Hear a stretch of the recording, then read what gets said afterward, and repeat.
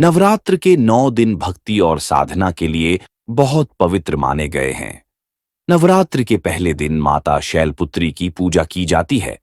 वे नवदुर्गाओं में प्रथम स्वरूप मानी जाती हैं। उनका नाम शैलपुत्री इसलिए पड़ा क्योंकि वे पर्वतराज हिमालय की पुत्री थीं। पिछले जन्म में माता शैलपुत्री राजा दक्ष की पुत्री सती थीं। उनका विवाह भगवान शिव से हुआ था।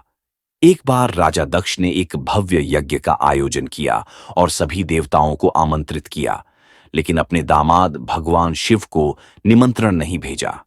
जब देवी सती को इस बात का पता चला तो उन्होंने यज्ञ में जाने की इच्छा प्रकट की। भगवान शिव ने उन्हें समझाया कि बिना बुलावे के जाना उचित नहीं है, लेकिन सती अपने मायके जाने के लिए हट कर बैठीं। जब वे यज्ञ स्थल पर पहुंची तो वहां उनके पति भगवान शिव का अपमान किया जा रहा था। यह अपमान वे सहन नहीं कर सकीं और सती ने उसी यज्ञ की अग्नि में खुद को स्वाहा कर अपने प्राण त्याग दिए। इस घटना से भगवान शिव अत्यंत क्रोधित हुए और उन्होंने अपने गण वीरभद्र को भेजकर दक्ष यज्ञ का विध्वंस कर दिया।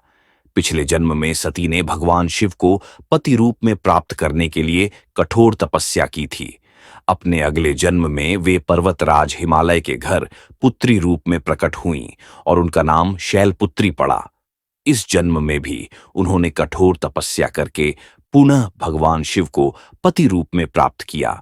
माता शैलपुत्री का स्वरूप माता शैलपुत्री नंदी नामक वृषभ बैल पर सवार होती हैं।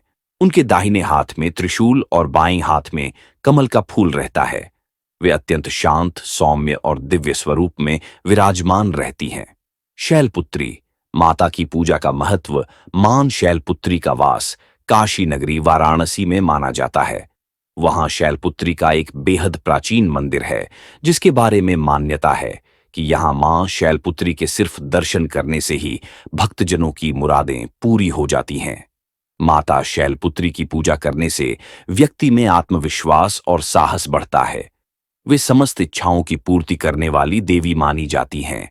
नवरात्रि के प्रथम दिन इनकी आराधना करने से पूरे 9 दिनों की पूजा सफल मानी जाती है। शैलपुत्र्याय नमः मंत्र का जाप करने से भक्तों को माता की कृपा प्राप्त होती है और उनके जीवन की सभी बाधाएं दूर होती हैं। यह कथा नवरात्र के पहले दिन माता शैलपुत्री की पूजा का महत्व बताती है और हमें यह सिखाती है कि सच्ची श्रद्धा और तपस्या से भगवान की कृपा प्राप्त की जा सकती है। आध्यात्मिक ज्ञान और प्रेरणा से भरी नई नई वीडियो पाने के लिए लाइक करें, सब्सक्राइब करें और बेल आइकन दबाएं।